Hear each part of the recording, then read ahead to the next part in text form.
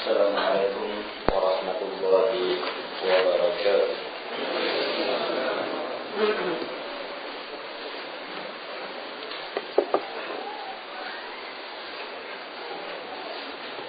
Innal hamdalillah nahmaduhu wa nasta'inuhu wa nastaghfiruh wa na'udzu billahi min shururi anfusina wa sayyiati a'malina may yahdihillahu fala mudilla lahu wa may yudlil fala hadiya lahu wa ashhadu an la ilaha illallah wahdahu la syarika lahu wa ashhadu anna muhammadan abduhu wa rasuluh ya ayyuhalladzina amanu taqullaha haqqa tuqatih wa la tamutunna illa wa antum muslimun ya ayyuhan nasu taqu rabbakum alladzi khalaqakum min nafsin wahidah wa khalaqa minha zawjaha wa batha minhuma rijalan katsiran wa nisaa'a واتقوا الله الذي تساءلون به والأرحام إن الله كان عليكم رقيبا يا أيها الذين آمنوا اتقوا الله وقولوا قولا سديدا يصلح لكم أعمالكم ويغفر لكم ذنوبكم ومن يطع الله ورسوله فقد فاز فوزا عظيما أما بعد فإن أصدق الحديث كتاب الله وخير الهدي هدي محمد صلى الله عليه وعلى آله وسلم وشر الأمور محدثاتها وكل محدثة بدعة وكل بدعة ضلالة وكل ضلالة في النار.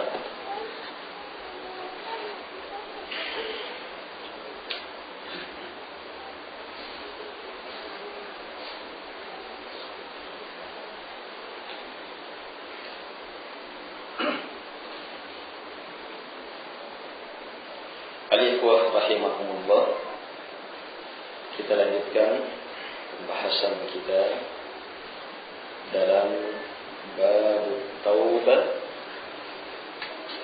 dalam kitab Riyadhus Shalihin ini.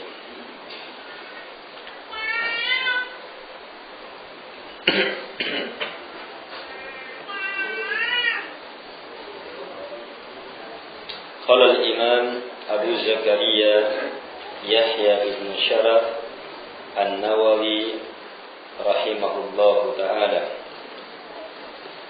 wa an ibn Abbas radhiyallahu anhuma anna Rasulullah sallallahu alaihi wa ala alihi wasallam qala law anna libni adama mil'a wadin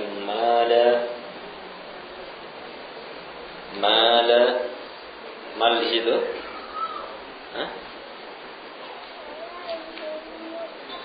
Mal juga? Bukan, zahab. Zahab. La habba anna lahu ilayhi mithla wa la yamla'u 'ayna ibni adam illa turab fa yatubu Allahu 'ala man tab.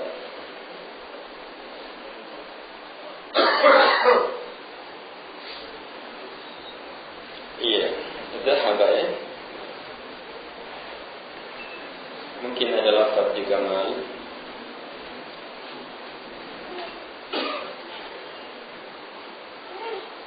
Baik.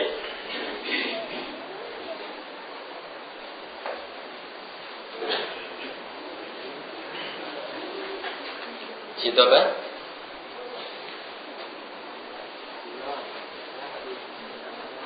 Iya, min zahab. Dari sahabat Abdullah ibn Abbas radhiyallahu anhuma bahwa sungguh Rasulullah sallallahu alaihi wa ala alihi wasallam telah bersabda, kalau seandainya anak cucu Adam memiliki satu lembah berupa emas, maka pasti dia ingin untuk memiliki selembah lagi, dan tidak ada yang akan memenuhi pandangan anak cucu Adam di situ ain atau famu.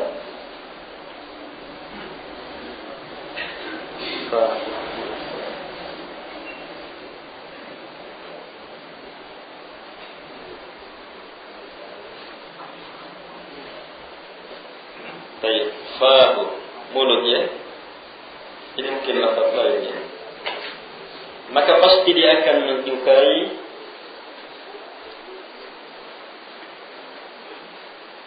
dua lembah,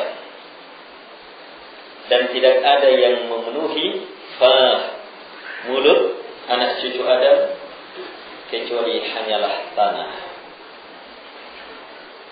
Wa yatubullahu ala man tab, dan Allah akan memberi taubat kepada siapa yang bertaubat. Kepada siapa yang bertaubat.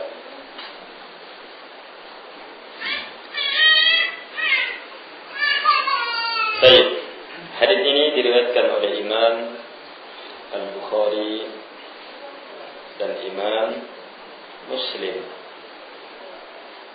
rahimahumullah ta'ala. Hadis yang menjelaskan tentang keadaan manusia.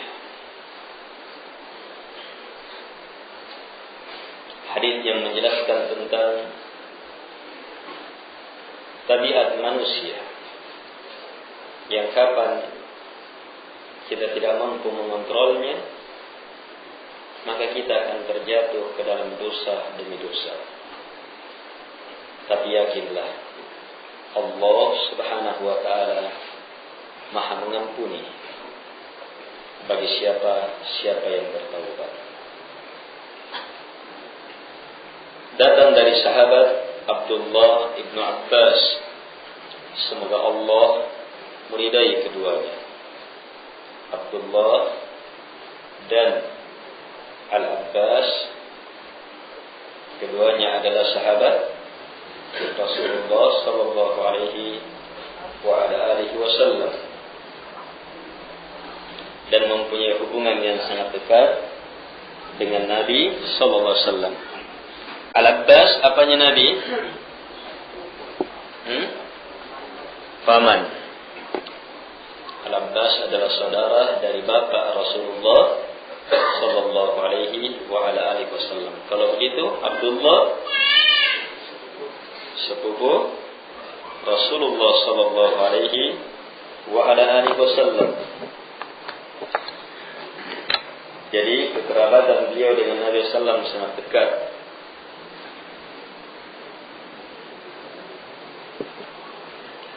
Beliaulah sahabat Nabi sallallahu alaihi wa ala alihi wasallam yang ketika bersama Nabi sallallahu masih kecil, masih anak-anak, tapi mendapatkan doa, Allahumma 'allimhu ta'wil wa faqihhu fid din.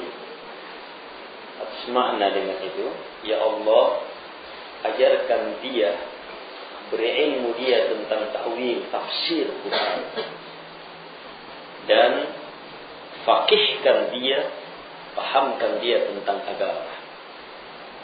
Doa ini terkabulkan. Jadilah sahabat Abdullah bin Abbas radhiyallahu anhuma menjadi pemuka-pemuka sahabat, padahal umurnya masih terlalu muda.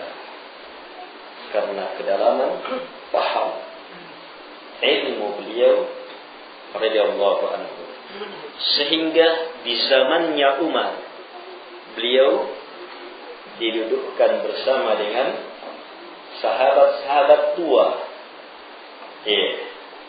dalam ahli syura. Kenapa? Dalamnya ilmu.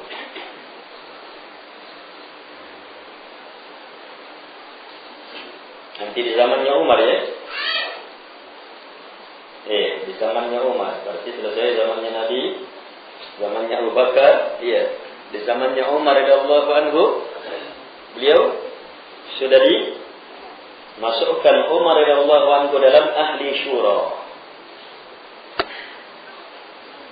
Kenapa? Karena dalamnya paham beliau terhadap Al-Quran. Karena dalamnya paham beliau terhadap agama Allah Subhanahu wa ta'ala. Baik. Lihat bagaimana Nabi dalam doanya, bagaimana pengabulan doanya Nabi. Apakah langsung begitu didoakan langsung jadi? Langsung jadi? Tidak. Apa yang terjadi pada Abdullah bin Abbas radhiyallahu anhu? Beliau sahabat Nabi yang terkenal luar biasa hebatnya dalam menuntut ilmu. Beliau datangi pintu-pintu sahabat-sahabat Nabi untuk mendapatkan hadits Nabi, ilmu dari Nabi sallallahu alaihi wasallam. Beliau melazimi sahabat-sahabat besar dari kerabat Nabi dan selain kerabatnya. Dan di zamannya Umar, beliau menempel terus sama Umar. Dapatkan ilmu yang sangat dalam dari Umar radhiyallahu anhu. Demikianlah. Jadi doa kita dalam peristiwa ini kita bisa memahami hebatnya doa itu bergandengan dengan usaha. Tidak ada yang kalahkan doa Nabi dan terkabulkan doa ini. Tapi prosesnya gimana? Prosesnya gimana? Mau lihat yang lebih jelas? Nabi Yusuf alaihi salatu wassalam ketika masih kecil bermimpi apa?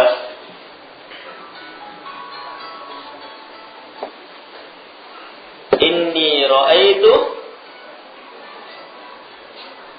11 kawkaba wasyamsa wal qamara ra'aituhum li sajidin.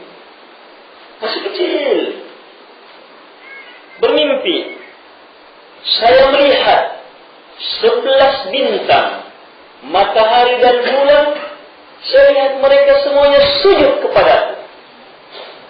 Ini sudah dilihat ketika masih kecil.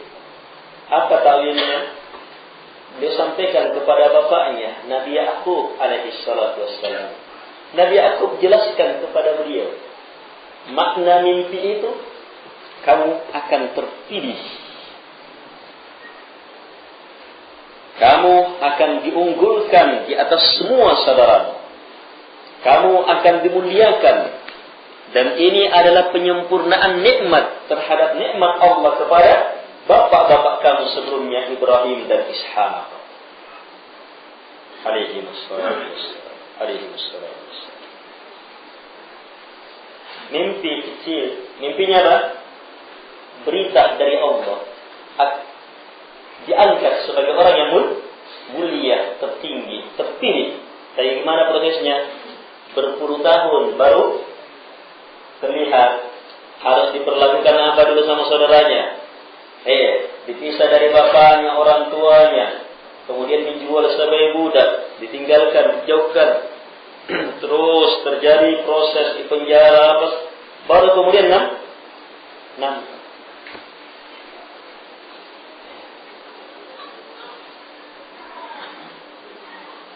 Jadi jangan tergesa-gesa.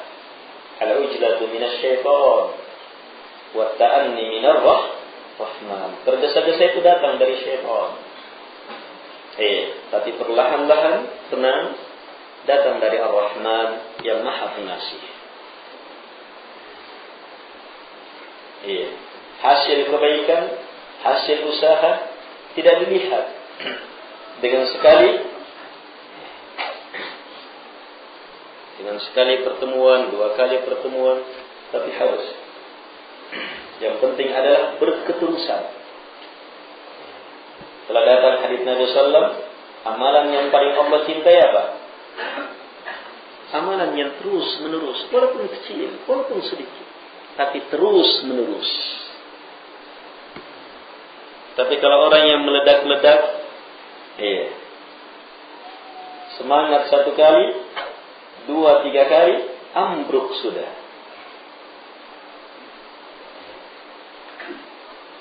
Tapi perlahan-lahan.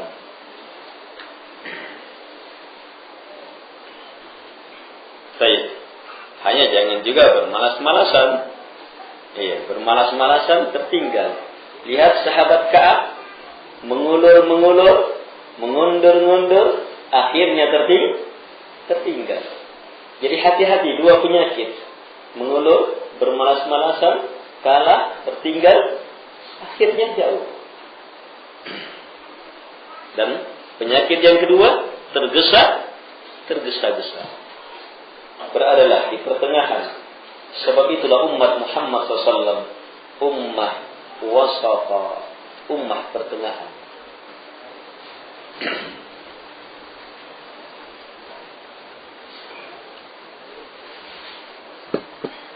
Beliau meriwayatkan hadis ini bahwa Rasulullah sallallahu alaihi wa ala alihi wasallam telah bersabda, kalau seandainya anak cucu Adam memiliki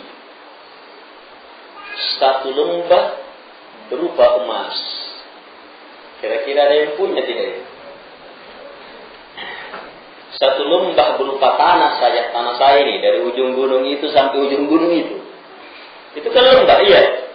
Gunung, ini lembah ini, iya. 1 lembah berarti apa ini? Sampai ke gunung tingginya. Sekedar punya tanah saja 1 begitu, itu sudah jadi apa itu? Ini emas. Gak usah lah 1 lembah dulu, 1 karung. 1 karung emas. Sudah berapa kilo itu?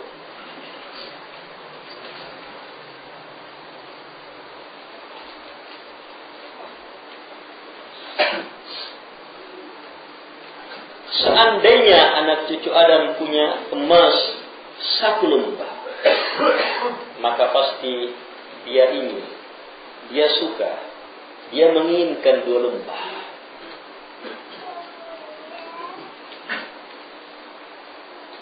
Ini pemberitaan akan tabiat manusia yang tidak akan pernah puas.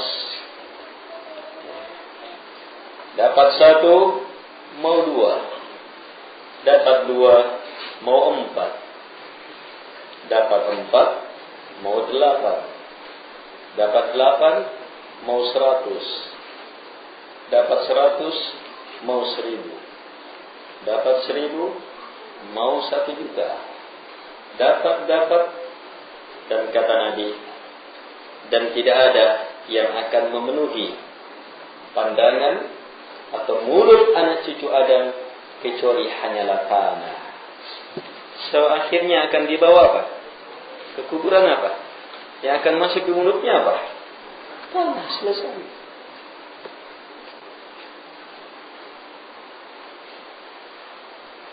Setelah itu Nabi bersabda, di situ pembahasan kita, wa yatubullahu ala man tab, dan Allah memberi taubat siapa yang bertaubat.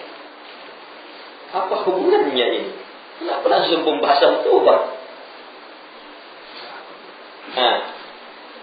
Artinya sifat manusia, sikap manusia, keinginan manusia, upaya manusia dalam mengejar harta itu banyak sekali jurang-jurang dosa di dalamnya. Tapi tenang, sudah dijamin. Wa yatubullah, Allah pasti memberi taubat. Tapi dengan ketentuan ala man tab, bagi mereka yang bertaubat. Jamaah yang dimuliakan oleh Allah Subhanahu wa taala. Hadis ini di dalamnya terkandung ma'rifatun nafs, ilmu mengenal diri. Siapa yang tidak kenali dirinya seperti ini, bahaya. Siapa yang tidak tahu dirinya, bahaya. Siapapun kita harus tahu diri kita. Tabiat manusia itu selalu mau ini. Dapat itu mau lagi. Hati-hati. Banyak bencana melalui tabiat ini. Kita diberi ilmu supaya apa? Punya kewaspadaan menghadapi diri kita. Kita diberi ilmu supaya punya kehati-hatian dalam menghadapi tabiat kita ini. Sampai-sampai Nabi gambarkan, seandainya anak cucu Adam memiliki emas 1 lembah. Ini bukan pemilikan yang sedikit ini, luar biasa ini, emas 1 lembah. Mungkin kalau sekarang yang kita belum punya emas begitu, saya kalau sudah dapat itu tidak ada sudah. Tidak mau pikir-pikir, tidak mau kerja sudah. Carita. Tidak ada itu. Dapat semua, modalnya tambah kaya. Begitu tuh. Akan semakin dikembangkan. Ini tabiat anak cucu Adam. Dan siapa yang tidak tahu tabiat ini, kondisi ini, akan terjatuh. Masih untung kalau terjatuhnya masih bisa bangkit. Tapi kalau terjatuhnya kepalanya yang duluan kena, setelah makbub kepalanya yang kena, makbubnya tak runtuh, kepalanya yang kena terbanting lagi. Berarti punggungnya juga dapat bahagia. Kemudian tertusuk duri lagi. Durinya tidak ada satupun dokter bisa keluarkan. Itu doanya Nabi ya. Ta'isa abdud dinar, ta'isa abdud dirham. Ta'isa asal katanya orang yang terjatuh, kepalanya yang jatuh. Kemudian lagi tambah ta'isa wan tuqisa, terjatuh kemudian terpelanting lagi. Wa idza syika, dan jika kena duri falan tuqisha, tidak bisa dikeluarkan. Terhadap siapa? Abdud dinar, hamba dinar. Coba lihat. Keinginan terhadap harta menjadikan manusia sebagai budak-budak harta. Ini keterjatuhan yang fatal. Jadi budaknya sudah. Dan di situ pembahasan syirik-syirik yang teramat halus.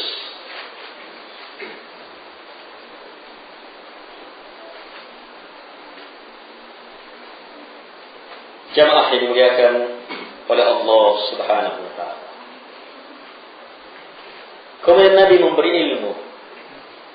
Yang ilmu ini sedikit banyaknya akan mengurangi, mengontrol tabiat yang berbahaya itu. Apa itu? Sementara tidak ada yang akan memenuhi mulutnya kecuali hanyalah tanah. Ilmu akan akhir perjalanan kita adalah kembali kepada tanah. Semua yang kita kumpul tidak akan dikubur bersama kita. Kalaupun dikubur, tidak ada gunanya. Tidak akan memberi manfaat. Sebagian orang dipakai jas dulu. Dimodei. Dimasukkan sebagian harta-hartanya. Tidak ada manfaatnya. Ilmu ini akan menekan hasrat, keinginan kuat yang lewat batas terhadap keduniaan. bahwa kita akan kedatangan malakul maut, bahwa kita asalnya dari tanah dan akan kembali kepada tanah. Malakul maut akan datang menjemput kita. Kullu nafsin dha'iqatul maut. Tiap-tiap jiwa pasti akan merasakan kematian. Berarti Nabi sekarang menempuh metode mengingatkan kematian supaya bisa menekan pelanggaran-pelanggaran karena hasrat syahwat dunia ini. Jamaah yang dimuliakan oleh Allah Subhanahu wa taala.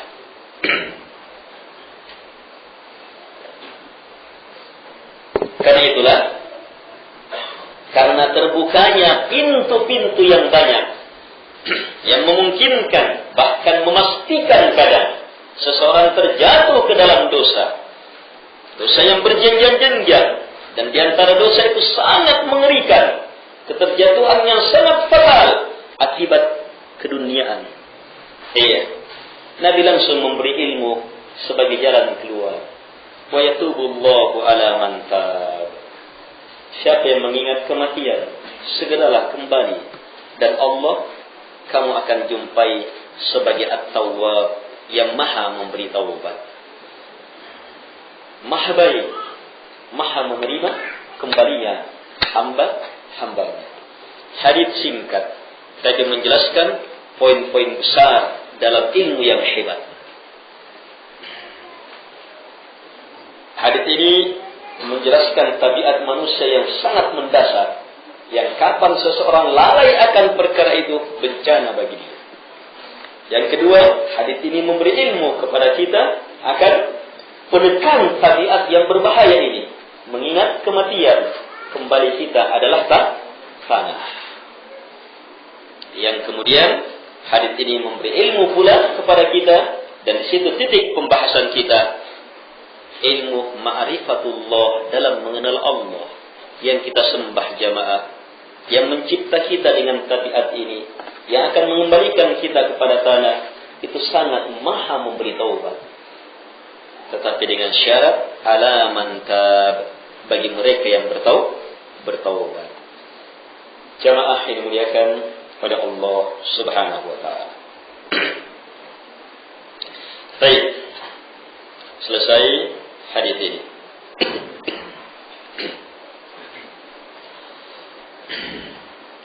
Kesimpulan utama dalam pembahasan taubat bahwa banyak dosa sehubungan dengan hasrat keduniaan, tetapi Allah Subhanahu wa taala maha memberi taubat. Yakin akan hal itu. Kembalilah kepada Allah yang memang memanggil hamba-hambanya yang beriman, apalagi untuk bertaubat kepadanya. Allah maha mencintai orang-orang yang bertaubat. Bahkan lallahu asyaddu faraha min taubati abdi. Betul-betul Allah lebih hebat kebahagiaannya terhadap taubat hambanya dari kebahagiaan orang yang tersesat dalam perjalanannya, kemudian kehilangan tunggangan dan sebagainya. Begitu dapat, karena bahagianya dia mengatakan, dia langsung pegang tunggangannya dan mengatakan, ya Allah, engkau adalah hambaku, saya adalah Tuhanmu. Kalimat kekafiran tertutup akalnya karena dominasi kebahagiaan. Tetapi terlalu kecil kebahagiaan itu kalau mau dibandingkan dengan kebahagiaan Allah Subhanahu wa taala akan kembalinya hamba-hamba dunia kepada Allah Subhanahu wa taala. Akan bergesernya penghambaan kepada dunia kepada penghambaan kepada Allah Subhanahu wa taala. Jadilah orang-orang yang hidup di muka bumi yang betul-betul memaksudkan akhirat dalam semua amalannya. Amalan dunia, amalan akhirat apalagi. Maksudkan untuk akhirat, ridha Allah Subhanahu wa taala. Kerja dan kerja, apapun yang bermanfaat untuk dunia alam barzakh akhirat kita, maksimalkan kerja kita. Tapi maksud kita jangan sampai menjadi budak-budak dunia. Iya. Dan waspadai perkara ini. Sebab ini kondisi dan tabiat manusia. Karena itulah bersamaan dengan kerja harus banyak bersedekah. Bersamaan dengan usaha harus banyak mengumpul hasil yang sebenarnya yang akan kita panen di negeri akhirat. Bersamaan dengan semakin meningkatnya upaya dan usaha kita, kerja dan kedudukan kita harus banyak beramal, harus banyak beristighfar, harus banyak bersedekah, harus banyak berdoa kepada Allah Subhanahu wa taala, dan jadikan semua itu sebagai apa? Wujud keimanan kita kepada negeri akhirat. Baik, dengan demikian kita akan menjadi pemegang dunia dan bukan menjadi budak dunia. Hadis terakhir dalam bab ini. Wa an Abi Hurairah radhiyallahu anhu anna Rasulullah sallallahu alaihi wa ala alihi wasallam qala yadhaku Allah subhanahu wa ta'ala ila rajulain yaqtulu ahaduhuma al-akhar yadkhulani al-jannah yuqatilu hadha fi sabilillah fayuqtal thumma yatubu Allah 'ala al-qatil fayuslim wa yustashhad.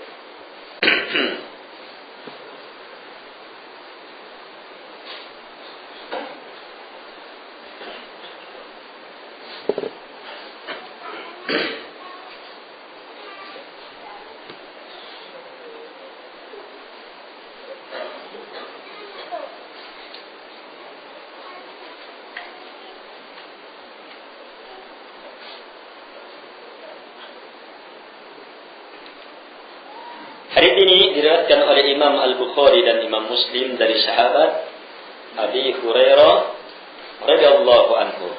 Siapa nama beliau? Abdurrahman bin Sakhar, yang dikuatkan oleh Imam An-Nawawi rahimahullahu taala. Beliau berkata bahwa beliau menegaskan bahwa Rasulullah sallallahu alaihi wasallam telah bersabda, yadhakullah, Allah subhanahu wa ta'ala tertawa. Allah subhanahu wa ta'ala tertawa. Ila rajulain, kepada dua lelaki. Yaqtulu ahaduhumal akhar, satu dari keduanya membunuh yang lainnya, tetapi yadkhulanil jannah, keduanya masuk ke dalam surga.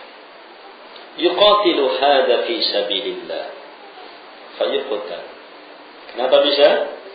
Yang satu berperang di jalan Allah, kemudian dibunuh, berarti syahid, surga. Thumma, kemudian yatubullahu 'alal qatil. Di sini titik pembahasan kita. Allah memberi taubat kepada si pembunuh. Fayuslim, maka kemudian dia Islam. Ya. Taubatnya adalah dengan Islam, dan Islam menggugurkan dosa berapapun banyaknya.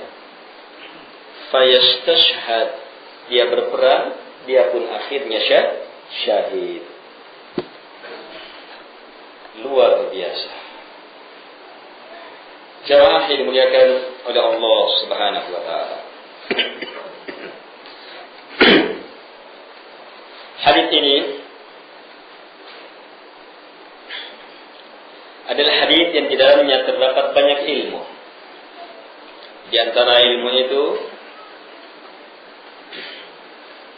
menjelaskan kepada kita bahwa Allah Subhanahu wa taala tertawa.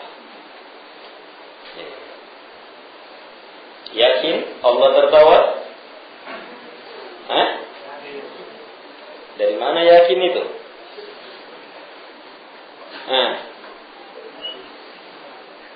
Yakin itu ada di rumahnya. Dari mana yakin itu?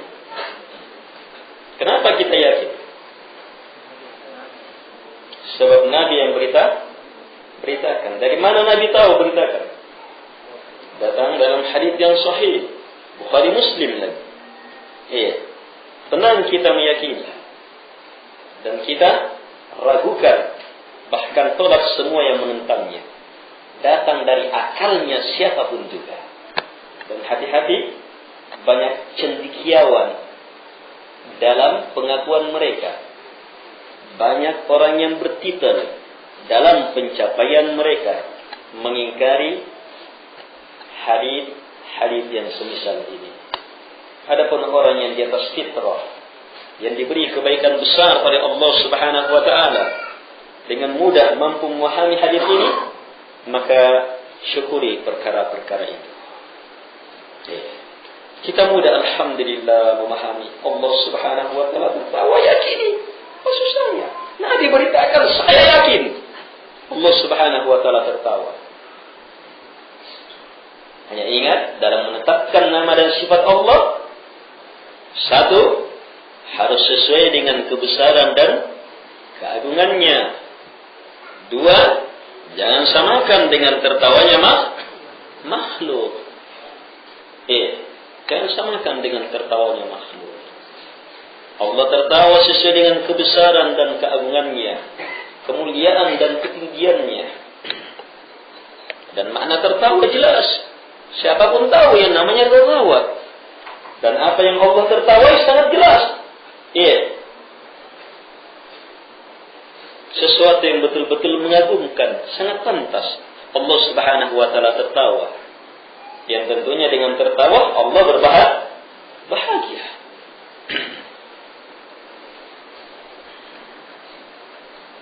Coba lihat, dua orang saling membunuh, kedua-duanya masuk surga.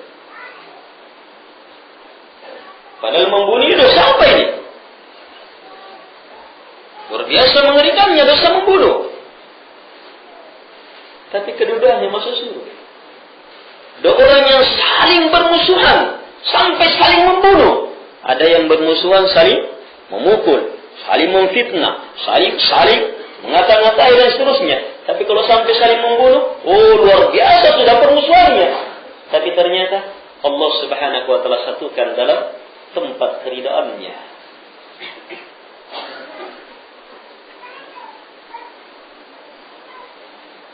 Luar biasa. Inilah kehidupan di muka bumi. Allah Subhanahu wa taala yang mengaturnya. Yang mana di balik semua pengaturan Allah Subhanahu wa taala ada hikmah yang sangat mendalam. Taulah yang tahu, bodohlah yang bodoh. Jamaah yang dimuliakan oleh Allah Subhanahu wa taala. Kemudian ketiga, kalau kita sudah tetapkan sifat tertawa ini sesuai dengan kebesaran dan keagungannya dan tidak menyerupakannya dengan sesuatu apapun juga, maka jaga jangan sampai kita membagaimanakannya. Membagaimanakannya ada dua makna. Yang pertama bertanya, bagaimana tertawanya? Pertanyaan sesat menyesatkan. Jangan pernah mau tahu bagaimananya, karena Allah tidak beritakan. Jadi bertanyanya saya, apalagi kalau berusaha memikirkannya. Ini bagaimana yang kedua? Dia berusaha menetapkan, begini, tertawanya Allah itu begini. Pokoknya yang paling hebat yang dia bayangkan, itu adalah bayangan syaitan. Siapa yang membuka pintu ini, dia telah membuka jurang syaitan untuk dirinya. Kuburannya sangat mengerikan untuk dirinya, yang syaitan akan masukkan dia ke dalamnya secara sangat mengerikan. Tutup pintu itu. Tidak ada bagaimana. Tutup. Yakini Allah Subhanahu wa taala tertawa. Demikian pula semua sifatnya. Allah Subhanahu wa taala turun ke langit dunia. Allah Subhanahu wa taala berfirman. Allah Subhanahu wa taala mengetahui. Allah Subhanahu wa taala tinggi di atas arsy-Nya. Allah Subhanahu wa taala dengan segala sifat kebesaran dan kemuliaannya. Yakini dan jangan pernah ragu. Tetapkan sesuai dengan kebesaran dan keagungannya. Selamatkan dari penyerupaan dan jangan pernah membagaimanakannya, apakah dalam bentuk pertanyaan atau dalam bentuk khayalan dalam pikiran-pikiran kita. Tutup pintu itu, sebab itu pintu syaitan. Sebab sehebat-hebat khayalan kita, itu adalah hanyalah batas ilmu kita. Sementara Allah telah tetapkan wala yuhituna bihi ilma, ilmu mereka tidak akan pernah bisa melingkup Allah Subhanahu wa taala. Kalau gitu, yang mereka capai dalam pengkhayalannya pasti bukan Allah Subhanahu wa taala. Permainan syaitan.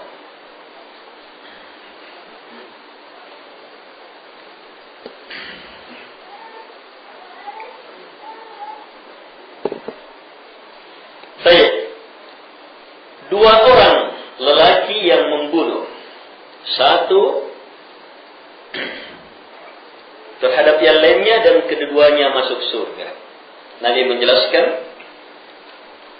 yang dibunuh pertama yuqatilu hada fi sabilillah.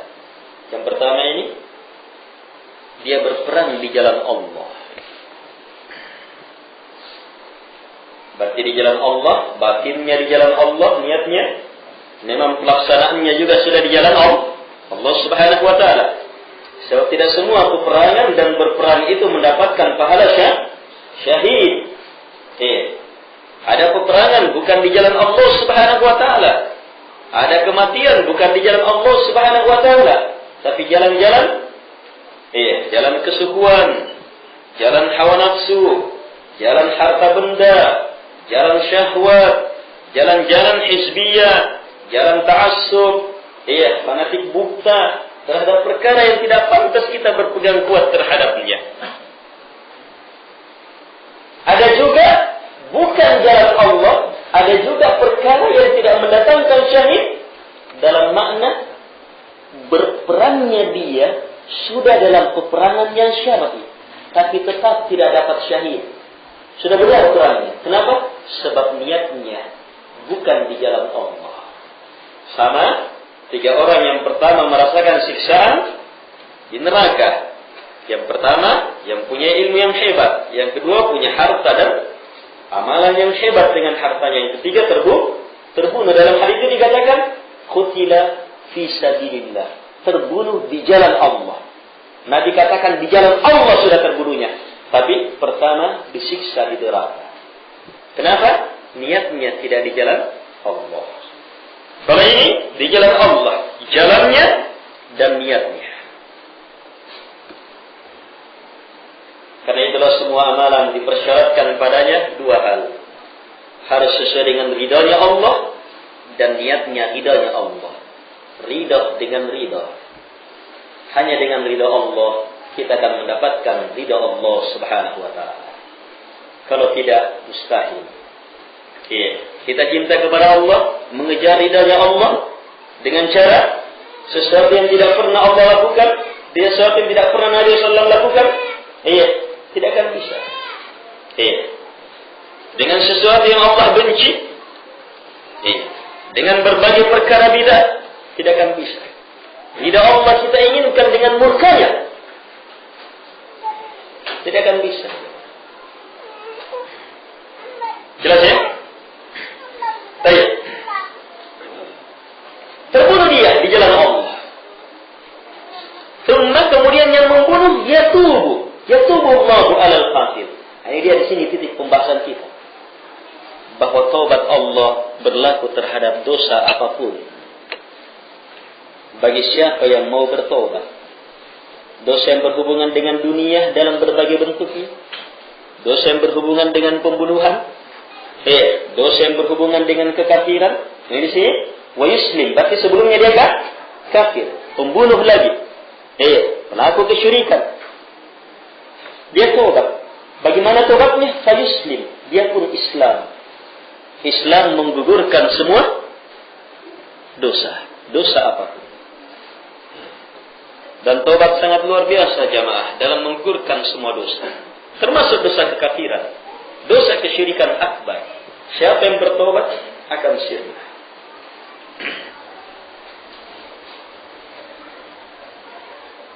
Siapapun yang mau bertobat. Inna Allah yaghfiru dzunuba jami'a. Sungguh Allah Subhanahu wa taala mengampuni dosa-dosa seluruhnya.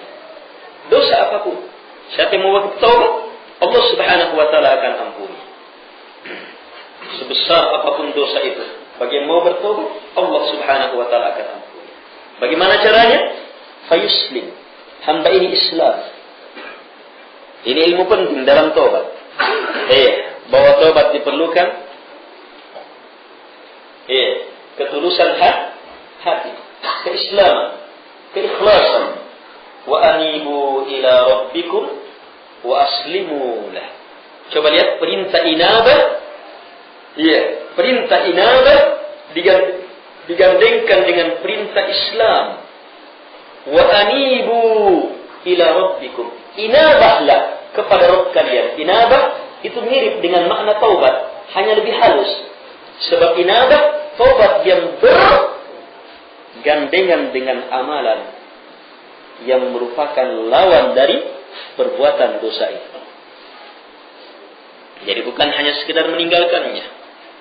Kemudian setelah itu menyusul perintah wa aslimulah, Islamlah, tuluslah kepada Allah, pasrahkan seluruhnya kepada Allah Subhanahu wa taala.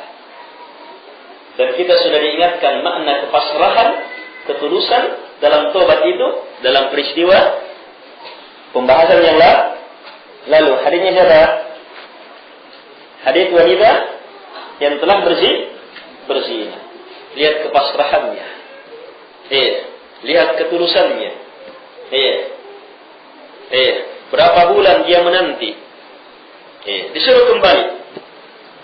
Dan setiap saat kapan dia tarik pengakuannya, maka tidak bisa lagi ditegakkan hukum rajam kepadanya. Tetapi dia taati perintah Nabi. Dia tunggu, dia pelihara anak ini. Kemudian setelah dia lahirkan, daya tariknya anak ini, kecintaan ibu terhadap anaknya. Tapi semua ikatan ini dia lepas. Kenapa? Dia sudah pasrahkan dirinya kepada Allah Subhanahu wa taala untuk dihukum. Untuk menempuh jalan taubat. Jadi orang yang Islam yang akan menempuh jalan taubat siap menerima apapun yang merupakan keharusan dari agama Allah Subhanahu wa taala. Jadi kalau ada orang yang bertobat, saya sudah tobat ini. Tapi jangkauan Allah, jangkau, saya tidak mau. Ini tobatnya tidak didasari oleh keislaman dan kepasrahan terhadap hukum Allah Subhanahu wa taala. Lihat tobatnya 3 sahabat Nabi sallallahu alaihi wasallam mengaku bersalah, pasrah. Lihat makna Islam di situ, makna kepasrahan. Penyerahan penuh apapun perlakuan. Tidak dibicarai, mereka terima. Berat, tetapi mereka harus lewati. Istri harus tinggalkan, mereka lepas istri mereka.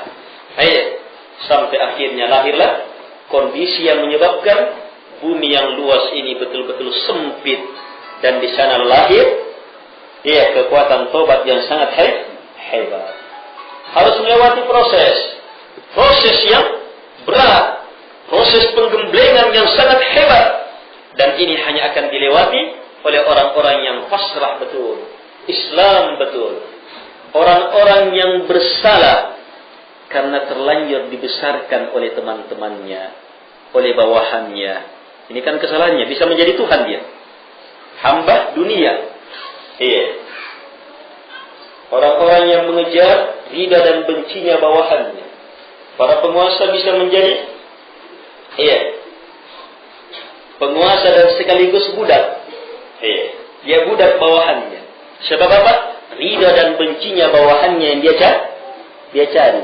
Ridha dan bencinya rakyatnya yang dia perhatikan. Ridhonya, dukungannya. Itu yang besar. Berarti dia sudah jadi budak. Sama dengan dunia. Yang menjadi budak dunia ketika ridha dan bencinya karena dunia. Demikian pula orang-orang yang ditokohkan, ustadzkah, kiaikah, pemimpin agama, pemimpin kelompok, pemimpin jamaah, pemimpin apapun yang ditokohkan. Yang sulit melepas karena sudah terlanjur ditokohkan. Tobatnya tidak akan dia pernah dapatkan kecuali hanya dengan kepasrahan. Berat melepas, sudah terlanjur dibesarkan. Kemudian ketika ketemu nantinya, dia beginikan saya, berat. Tetapi hanya dengan keislaman, ketulusan, seseorang bisa mendapatkan kemurnian dalam tobat. Hebatnya tobat itu. Wa aslimula, makanya perintah wa anibu, inabah kembali kepada Allah, digandingkan dengan Islam ketulusan. Orang ini Islam, kemudian fayustashhad, dia pun berusaha mengejar kesyahidan, akhirnya jadi syahid. Artinya nilai Islam, kepasrahan diri itu harus bergandengan dengan usahanya nyata. Itu yang benar dalam taubat yang sempurna. Dengan ini semakin jelas bagi kita akan makna taubat nasuha, taubat yang betul-betul hebat. Bukan hanya kekuatan hati, bukan hanya keikhlasan, tetapi betul-betul harus bergandengan dengan amalan-amalan yang hebat, yang merupakan lawan dari amalan-amalan kita sebelumnya. Karena itulah taubat perlu waktu. Taubat perlu waktu. Tobat perlu waktu. Tapi siapa yang semakin bersegera, itu yang semakin mulia. Kalau kita pahami tobat perlu waktu, maka ikhwah-ikhwah yang melihat saudaranya bersalah, jangan tergesa-gesa. Beri waktu, beri tangguh, berikan jalan mereka untuk tobat. Jangan justru kita mempersulit mereka untuk bertobat karena sikap-sikap kita yang terlalu ekstrim. Baik, al-ikhwah rahimahumullah. Dengan demikian selesai hadis-hadis tentang tobat. Bagaimana tobat bagi orang yang bertato? Apakah wajib baginya untuk menghapusnya? Tato adalah dosa yang menyebabkan datangnya laknat Allah. Allah melaknat orang yang mentato dan ditato. Kedua-duanya dilaknat. Dan kalau dosa itu berhubungan dengan laknat, berarti apa? Dosanya dosa besar, bukan dosa kecil. Dan untuk dosa besar tidak akan terhapus kecuali harus dengan taubat. Harus dengan taubat. Bagaimana taubat? Tinggalkan perbuatan itu. Sesali betul perbuatan yang telah lewat. Pasang tekad yang kuat, tidak akan pernah mengulanginya. Ikhlaskan tobat dan pengharapan hanya kepada Allah Subhanahu wa ta'ala. Kemudian lepaskan diri dari tato itu sesuai dengan kemampuan. Kalau bisa dihilangkan, hilangkan. Seluruh tubuh kalau bisa, hilangkan. Sebab apa?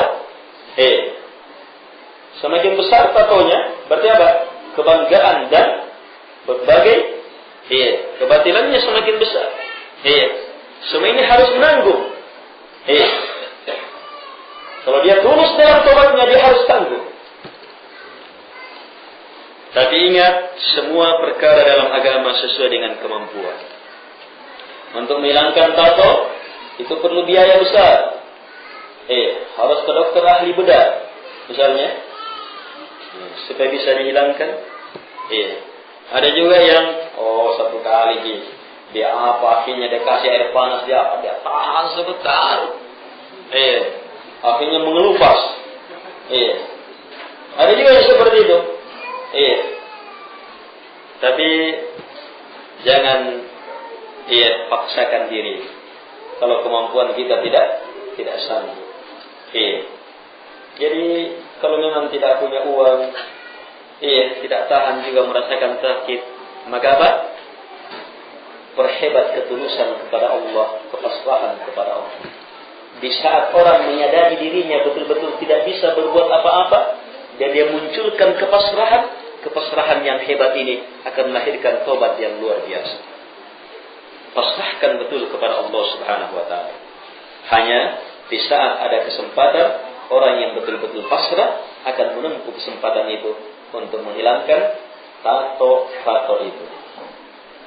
Siapa suruh dia tato?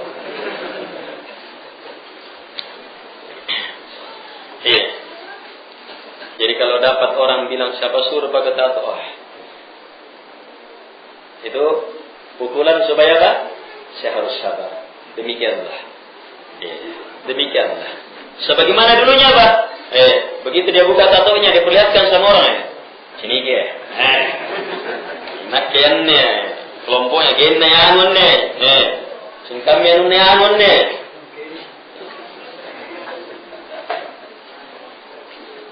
Dia mendapatkan apa? Nikmat membanggakan tatonya. Maka kenikmatan dosa ini, dia harus lepas dari apa? Tekanan itu. Taubat tidak boleh tidak melahirkan tekanan. Taubat tidak boleh tidak. Kalau kita tidak bisa upayakan sendiri, maka Allah akan turunkan musibah supaya kita rasakan. Ini adalah hikmah di balik musibah. Allah inginkan supaya kita lepas dari semua dosa. Itu proses taubat. Proses pembersihan. Dan jangan menyangka, saya sudah bertobat. Tidak akan ada. Selesai bertobat, tenang. Tidak. Ada proses tobat. Yang akan menekan kita. Tapi tekanan itu semuanya tidak akan berarti bagi orang yang betul-betul Islam dan tulus dalam tobatnya. Dan justru tekanan itu yang akan melahirkan kekuatan pembersihan yang sangat hebat. Dengan kemampuan dia menghadapi tekanan itu sampai berakhir meraih taubat yang hebat, kemampuan ini adalah kekuatan besar untuk meraih amalan lebih besar. Dan itu adalah proses penempaan pembinaan dari Allah Subhanahu wa taala untuk hamba-hambanya. Hidup di muka bumi memang penuh dengan cobaan. Harus kita siap, harus kita kuat. Karena itulah setelah taubat yang memang memerlukan kesabaran, Syekh susul dengan apa? Babus sabar, bab bersabar. Gandengkan ini. Baik, sekian. Subhanallah.